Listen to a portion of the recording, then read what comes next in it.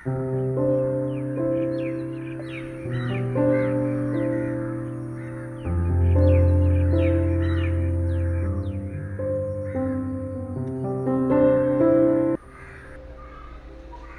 പെട്ടെന്നാ ഓരോ വർഷങ്ങൾ കടന്നു കഴിഞ്ഞത്.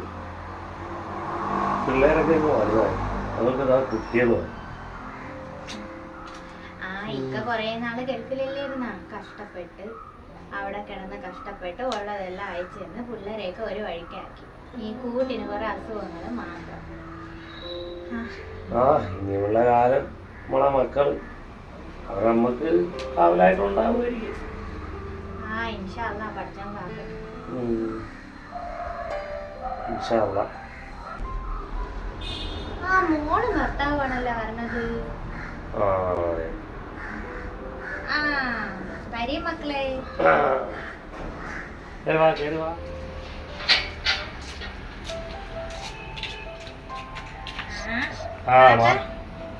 എന്തൊക്കെയുണ്ട് വിശേഷം? സുഖമേ. പ്രശ്നങ്ങളൊന്നുമില്ല, അൽഹംദുലില്ലാ. പടച്ചവന്റെ അനുഗ്രഹം കൊണ്ട് ഇങ്ങനെ ഇരിക്കുന്നു. അതെന്താ ഇതെന്താണെന്നറിയാമോ? നാപ്പക്കളുടെ ചക്കയപ്പാണ്. ചക്കയപ്പോ? ഗൾഫിൽ വെച്ചേ ഒരാഗ്രഹമാണ്. ഇല്ല, അന്ന് വിട്ട് തുടങ്ങി പോയില്ല. അവിടെ വെച്ചാലോ? പിന്നെ നമുക്ക് അടുക്കളയിലോട്ട് പോവാം. ഇത്തിരി കുടിക്കാനൊക്കെ എന്തെങ്കിലും എടുക്കാം. പാപ്പായും മരുമോനും കൂടി വർത്താനം പറഞ്ഞോണ്ടൊക്കെ. അല്ല, നിങ്ങള് പിള്ളേരെ കൊണ്ടുവന്നില്ല? പിള്ളേരെ പിള്ളേരൊക്കെ ട്യൂഷന് പോയി. ഞങ്ങക്ക് പെട്ടെന്ന് ഇറങ്ങണം. ആരിഫും പെണ്ണും അവര് ലുലു മാളില് പോണെന്നാ. കൊറേ നാളായി പോണോന്ന് പറയണ. എന്തൊക്കെയാ വാങ്ങണമെന്നൊക്കെ പറഞ്ഞുകൊണ്ട് രണ്ടുപേരും കൂടി അങ്ങോട്ട് ഇറങ്ങി പോയേക്കണം. വന്നില്ല ഇതുവരെയും. വരുമ്പം താമസിക്കുമെന്ന് തോന്നുന്നു. ഞാൻ വെള്ളം എടുക്കാം. വാ വേണ്ട ഇങ്ങോട്ട്. പിന്നെ ഞാൻ വന്നത് എനിക്കൊരു പുതിയ ബിസിനസ് തുടങ്ങാനായിട്ടേ ഒരു 50 ലക്ഷം രൂപ വേണമായിരുന്നു.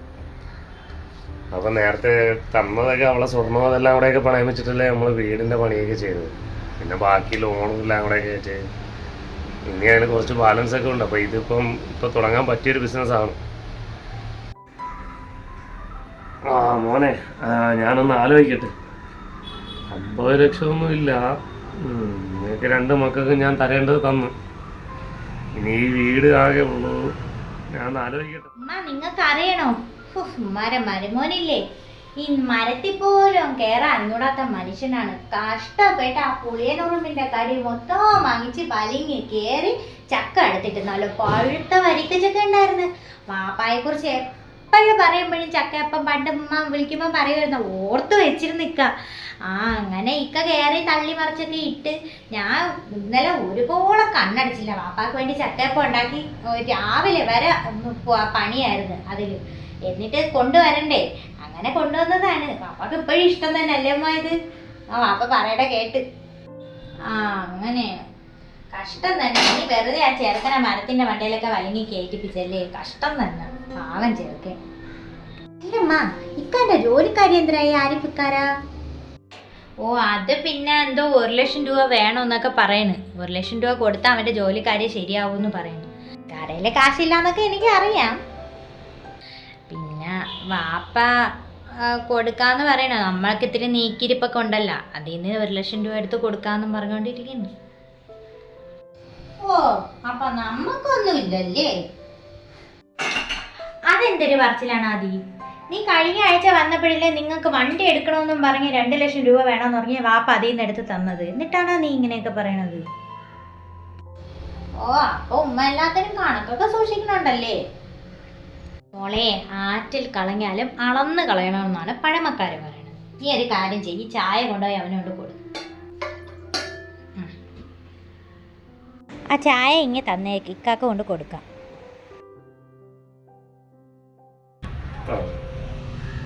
അല്ല, അവര് വരാൻ താമസിക്കുമോ ഇനി? അറിയില്ല മക്കളെ, എപ്പം വരുമോ എന്തോ.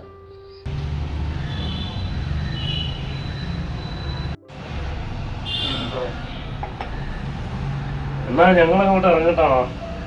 പിന്നെ പിള്ളേര് വരാൻ സമയമായി. ശരി മക്കളെ, എന്നാ പോയിട്ട് വരും. ഞങ്ങൾ ഇറങ്ങിയണേ. ഓ ശരി മക്കളെ, ഇറങ്ങി. ആ ശരി മക്കളെ, പോയിട്ട് വരും. ഞാൻ ഒന്ന് ആലോചിച്ചിട്ട് വിളിക്കാം കേട്ടാ, വിഷമിക്കൊന്നും വേണ്ട, പോയി.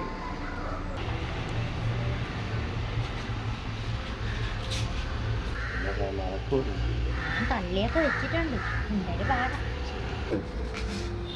അല്ല പതിവില്ലാതെ വന്നതിന്റെ കാര്യം മറ്റേ ഒരു അറിയിപ്പ് കൊണ്ടായിട്ടല്ലോ ഉമ്മ ഞാൻ വന്നെന്ന് വിളിച്ചു പറഞ്ഞിട്ടൊക്കെയാണ് പറഞ്ഞത്. ഒരു അറിയിപ്പില്ലാതെ വന്നല്ല പിള്ളേരെയും കൊണ്ടുവരാതെ. അതാ അവനൊരു ബിസിനസ് തുടങ്ങാൻ വേണ്ടിയിട്ട് ഒരു 5 ലക്ഷം രൂപ വേണമെന്ന്. ഞാനിത് അവിടെ നിർത്തിട്ട് കൊടുക്കാൻ ഇനിയിപ്പം പറഞ്ഞു. നമ്മക്കെന്നും പറഞ്ഞ് കുറച്ച് തുക മാറ്റിയിട്ടിട്ടുണ്ട്. അതിപ്പോ എടുത്ത് തന്നെ ഒരു 2 ലക്ഷത്തിന്റെ അടുത്തെത്തി. നമുക്ക് എന്തെങ്കിലും വയ്യാതായ പിള്ളേരെ ബുദ്ധിമുട്ടിക്കാതെ കാര്യങ്ങൾ നടക്കണം. അപ്പൊ പിന്നെ നമ്മൾ എവിടെ നിന്ന് എടുത്തിട്ടോ ഈ 5-50 ലക്ഷമൊക്കെ കൊടുക്കാൻ? നമ്മളെ മോളെ ഭർത്താവല്ലേ, നമ്മളെ മോളാവാൻ പൊന്നുപോലെയല്ലേ നോക്കണത്. അവന് കൊടുക്കാനുള്ളതൊക്കെ നമ്മൾ കൊടുത്ത്, എന്നാലും അന്നൊരു കാര്യം പറയുമ്പോൾ ചെയ്യാതിരിക്കാൻ പറ്റൂലല്ലോ. കാലമൊന്നും അത്ര നല്ലതല്ല, പണ്ടത്തെ പോലെയൊന്നും അല്ല. ബന്ധങ്ങൾക്കൊന്നും വിലയില്ലാത്ത സമയമാണ്. നമുക്ക് എന്തെങ്കിലും നീക്കിയിരിപ്പ്, ഒരു പിടിവള്ളി എന്തെങ്കിലും കരുതുന്ന എപ്പോഴും നല്ലതായിരിക്കും. നമ്മുടെ മക്കളൊക്കെ തന്നെ പറഞ്ഞേ ഉള്ളൂ. നീ എന്തരി പറയുന്നത്? അവര് നമ്മളെ മക്കളല്ലേ, അവര് വേറെ ആരോട് പറയും? തൽക്കാലം ആരിഫിനോട് പറഞ്ഞ് നമുക്ക് പ്രമാണം പണയം വെച്ച് കൊടുക്കാം. എന്തായാലും ഈ വീട് 2 കോടി രൂപ കിട്ടും. ആരിഫ് അറിയണ്ട, അവ അറിഞ്ഞ കഴിഞ്ഞാൽ അടുത്ത പൂലാവും. അവർക്കും ആവശ്യങ്ങൾ ഏറും. അതുകൊണ്ട് അവ തൽക്കാലം അറിയണ്ട. എന്താന്ന് വെച്ചാ തീരുമാനിച്ചൊക്കെ ചെയ്യും. ആലോചിക്കട്ടെ.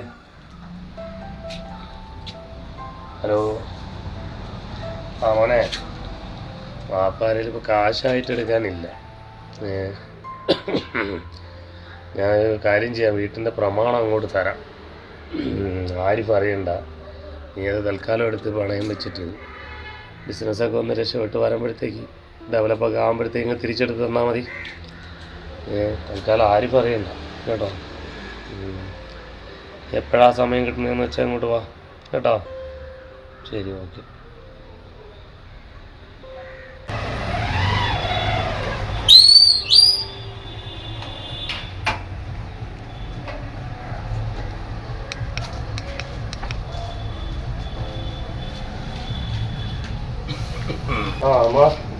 നിങ്ങൾക്ക് രണ്ടുപേർക്കും ഒരേ ഡ്രസ്സും. ഇതൊക്കെ എന്തിനാണ് വാങ്ങിച്ചോണ്ട് വന്നത്? ഇതൊക്കെ ഞങ്ങൾക്ക് ഉണ്ടല്ല, വെറുതെ കാശുകൾ കളയാനായിട്ട്. അതൊന്നും ഒന്നുമില്ലമ്മ, വലിയ പൈസയൊന്നും ആയില്ല. നിങ്ങൾ ഇതൊക്കെ ഇട്ട് നല്ല ഗമയിൽ ഉമ്മറത്തിരിക്കണ ഞങ്ങൾക്ക് കാണണം. നിങ്ങൾ വല്ലതും കഴിച്ചാ? കഴിച്ചുമ്മ, നിങ്ങൾക്കും 2 ബിരിയാണി ഞങ്ങൾ വാങ്ങിയിട്ടുണ്ട്. നിങ്ങളൊരു കാര്യം ചെയ്യും, പോയി കുളിച്ചിട്ടൊക്കെ വരി. ഞാൻ സാധനങ്ങളൊക്കെ പെരക്കി ഉമ്മ അങ്ങ് വെച്ചോളാം. പോയിട്ട് വരും. കുളിച്ചിട്ട് വരാം.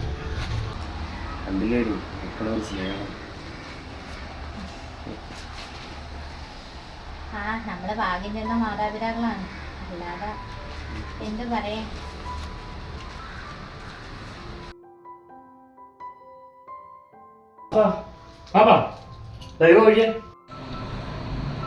എന്താടാ ആരിഫേ?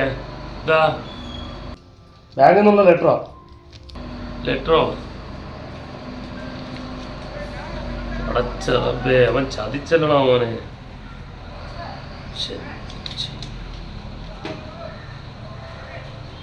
പോസ്റ്റ്മാൻ കൂടെ തന്നതാ. എന്തോ ലോൺ എടുത്തിട്ട് എന്തോ പേയ്മെന്റ് എന്തോ അടയ്ക്കാൻ ബാക്കിയുണ്ടെന്ന് പറഞ്ഞിട്ട്.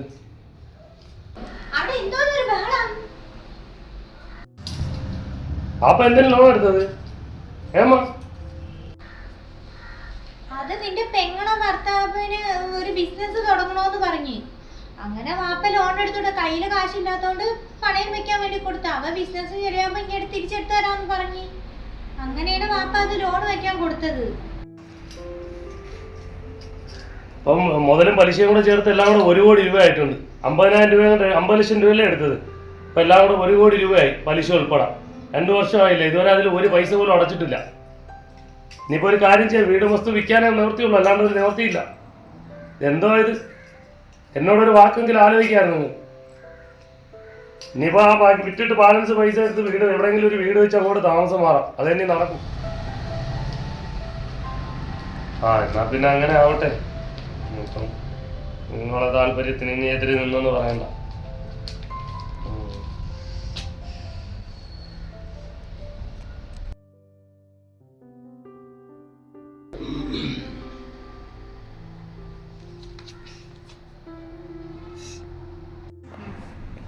ഇവിടെ കറണ്ട് ബില്ല് അടയ്ക്കണ എന്റെ കെട്ടിയോനാണ്. നിന്റെ കെട്ടിയവനായത് എന്റെ മകനായിട്ടാണ്. ഓ ഒന്നുമില്ലെങ്കിലും നാക്കിന്റെ നീളത്തിന് ഒരു കുറവുമില്ലല്ലോ. എന്തിനാ ഞാൻ പറഞ്ഞത്? നല്ല കാലം മൊത്തം ഈ മനുഷ്യ ആ പിള്ളേർക്ക് വേണ്ടിയിട്ട് കഷ്ടപ്പെട്ട് ആ മരുഭൂമിയിൽ കിടന്ന് ചൂടേറ്റ് കിടന്ന മനുഷ്യനാണ് നീ ഇങ്ങനെയൊക്കെ പറയണത്. ഓ ചക്കിക്കൊത്ത ചങ്കരൻ തന്നെ, രണ്ടിനെ രണ്ട് വഴിക്ക് ആക്കണം. ഞാൻ അന്നേ പറഞ്ഞതാണ് മനുഷ്യ, ഒരു കരുതൽ വേണം വേണോന്ന്. ഇതൊക്കെ ഇങ്ങനെ ആവുമെന്ന് ആരറിയുന്നു? റബ്ബേ നീ കാക്ക്.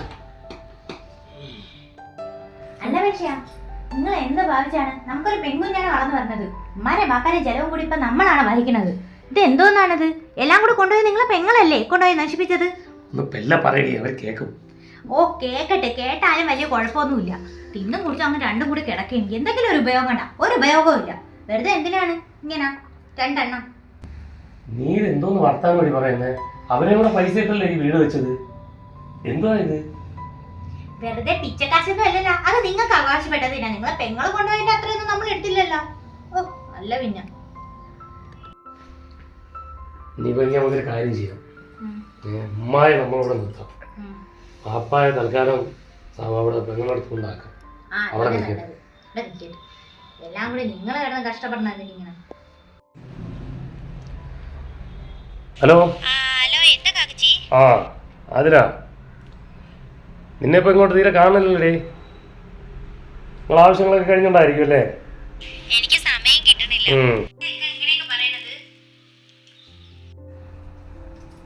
ഉമ്മായും വാപ്പായും രണ്ടുപേർക്കും കൂടെ ഉള്ളതാണ്. ഒരു കാര്യം ചെയ്യും, ഉമ്മായെ ഞാനിവിടെ നിർത്താം, വാപ്പായെ നീ അവിടെ നിർത്തി കുറച്ച് ദിവസം. എന്നിട്ട് നമുക്ക് അങ്ങോട്ടും ഇങ്ങോട്ടൊക്കെ മാറ്റി വെച്ച് നിർത്താം. ആതാളിയെ ഞാൻ വിളിച്ച് പറഞ്ഞോളാം. ഇക്കാട് ചോദിക്കാനൊന്നുമില്ല.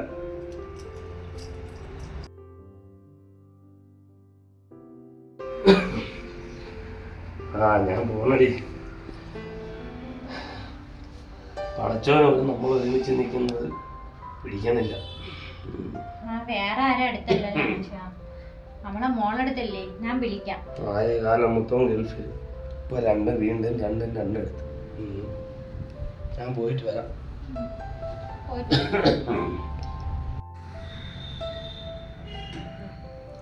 പാപ്പാ നിങ്ങളിങ്ങനെ വെറുതെ കുത്തിയിരുന്നു, ഒന്നാമത് പ്രഷർ ഷുഗറൊക്കെ ഉള്ളതാണ്. വെറുതെ ഇരുന്ന് തിന്ന അതൊക്കെ അങ്ങ് കൂടും. പിന്നെ ബാക്കിയുള്ളവർക്കാണ് അതും തൊന്തരവ്. പിന്നെ കിടപ്പിലല്ല ആയ എനിക്ക് ഇവിടെ നോക്കാൻ ആളൊന്നുമില്ല.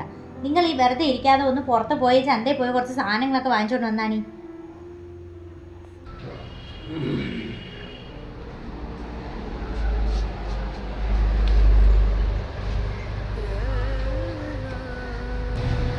ആവതുള്ള കാലത്ത് മക്കൾക്ക് സമ്പാദിച്ചു കൊടുക്കും. വീട്ടിൽ ജോലിക്കാരനുമായി എന്റെ. ആ മോനെ കയറി വാടാ. ഇത് നോക്കിയേ.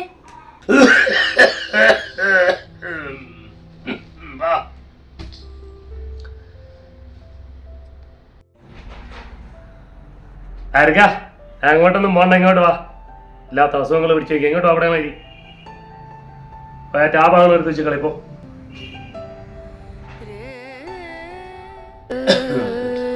ആ മക്കളങ്ങ് പോയി. ഇപ്പാഴത്ത് വന്നിരുന്ന് മക്കൾക്ക് വല്ല അസുഖങ്ങളും പിടിക്കണ്ട. പോയി അങ്ങോട്ട് പോയി.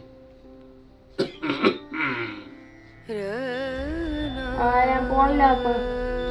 സോറി.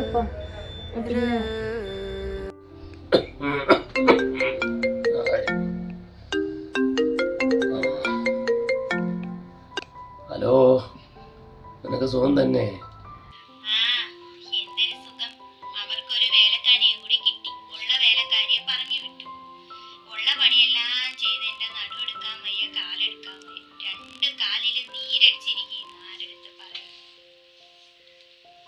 ഇവിടുത്തെ വിശേഷമൊന്നും നീ അറിഞ്ഞില്ലല്ലേ? എനിക്ക് എന്തേരാ മാറാ രോഗം എന്നാണ് പറഞ്ഞേക്കുന്നത്. പിള്ളേരെ പോലെ എൻ്റെ അടുത്തോട്ട് വിടൂല. അല്ലാ മനുഷ്യ, ഞാൻ ഒരു കാര്യം പറയാം. എന്റെ വീട്ടിലോട്ട് പോകാം. അവിടെ എന്റെ വാപ്പ എനിക്ക് കുറച്ച് വസ്തു തന്നിട്ടുണ്ട്. ഞാൻ നിങ്ങളടുത്ത് പോലും അത് പറഞ്ഞിട്ടില്ല. കാരണം ഒരു കാലത്ത് അതിന്റെ ഉപയോഗം എനിക്ക് ഉണ്ടാകുമെന്ന് ആരോ എന്റെ മനസ്സിലിരുന്ന് പറയുന്നുണ്ടായിരുന്നു. അതെ ഇപ്പൊ എന്റെ പേർക്കാണ്. എന്റെ വല്ലിക്കാത് എന്റെ പേർക്ക് എഴുതി തന്നിട്ടുണ്ട്. നമ്മളെ മക്കളൊന്നും അറിഞ്ഞിട്ടില്ല. അവരറിയാൻ പിന്നെ അതും കൂടി ഞാൻ അവർക്കങ്ങ് കൊടുക്കേണ്ടി വരും. നമുക്ക് അങ്ങോട്ടേക്ക് പോവാം. നമുക്ക് തിന്നണതും കുടിക്കുന്നതും നമ്മളത് മാത്രം എന്നാ പിന്നെ നമുക്ക് അങ്ങനെ ചെയ്യാല്ലേ. ഞാൻ വരാം, നമുക്ക് പോവാം. അല്ല വാപ്പ ഇത് ഒരുങ്ങി എങ്ങോട്ട് പോണു? ഞാൻ കഷ്ടപ്പെട്ടതിന് പടച്ചവനെ അങ്ങനെ ശിക്ഷിക്കൂല. റബ്ബ് വലിയവനാണ്.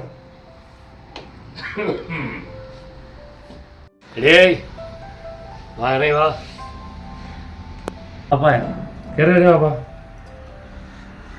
കയറി ഇരിക്കാനൊന്നും വന്നതല്ല, ഉമ്മായഞ്ഞ് വിളി നിന്റെ. നിങ്ങൾ വിളിക്കണം.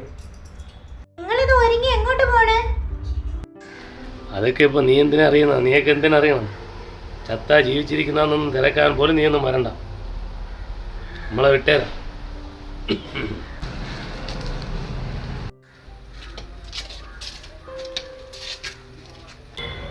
നീ പറഞ്ഞത് എന്ത് ശരിയാടി? മക്കൾക്ക് വേണ്ടി മാത്രം ജീവിക്കരുത്, ജീവിക്കാൻ പാടില്ല. മക്കളെ കണ്ടും മാമ്പൂ കണ്ടും ആശിക്കാനും പാടില്ല. ബാബുവാ